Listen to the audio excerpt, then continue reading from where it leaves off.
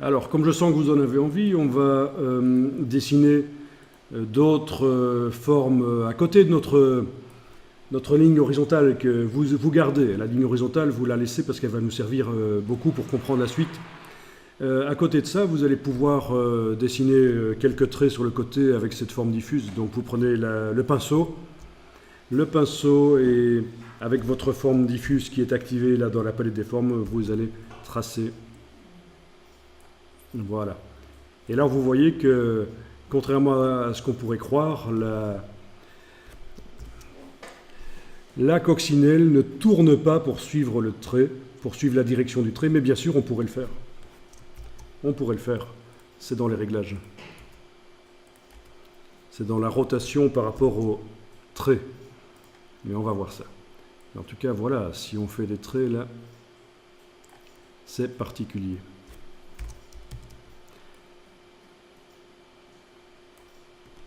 Ok?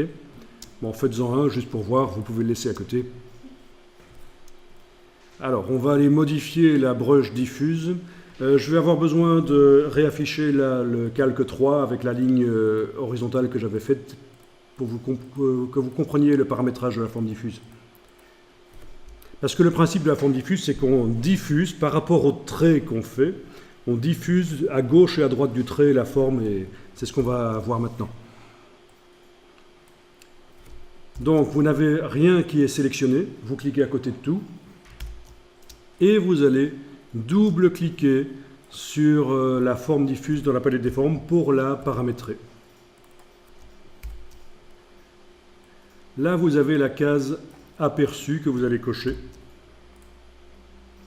Et vous allez jouer avec les curseurs ici. Alors la taille, la taille c'est pour modifier bien sûr la dimension de la bestiole.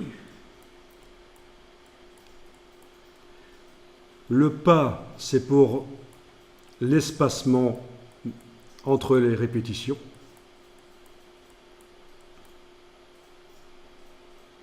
Et alors on arrive au curseur diffusion qui est intéressant.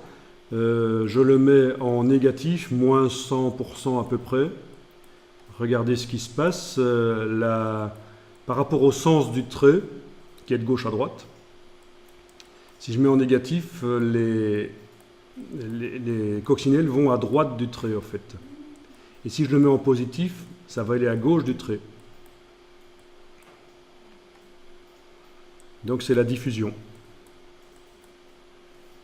La rotation, on peut aussi tourner, bien sûr.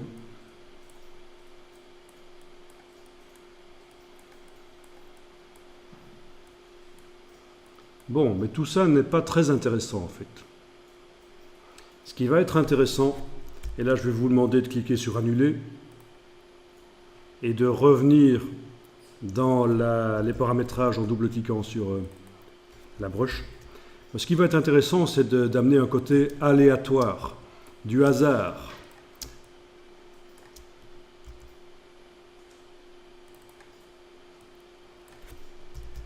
On va essayer avec la diffusion, par exemple.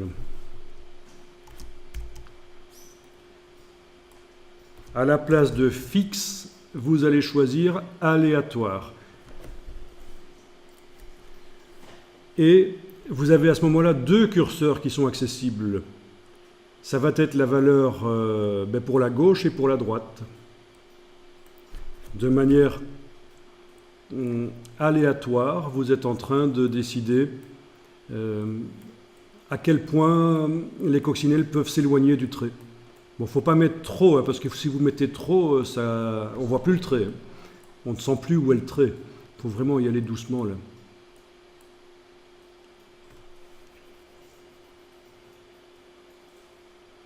Alors, tant qu'on y est, on va faire une variation de la dimension de manière aléatoire. Donc, pour la taille, à la place de fixe, vous allez choisir aléatoire. Et vous allez pouvoir définir la dimension maximale et minimale de ces bestioles.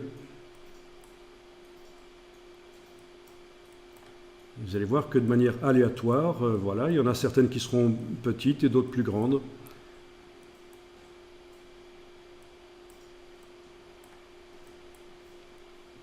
Donc ça, c'est amusant. Bon, une fois que j'ai fait ça, je vais retourner un peu sur le curseur diffusion pour les rapprocher un peu du trait. Quand même. Voilà. Ça me paraît pas mal.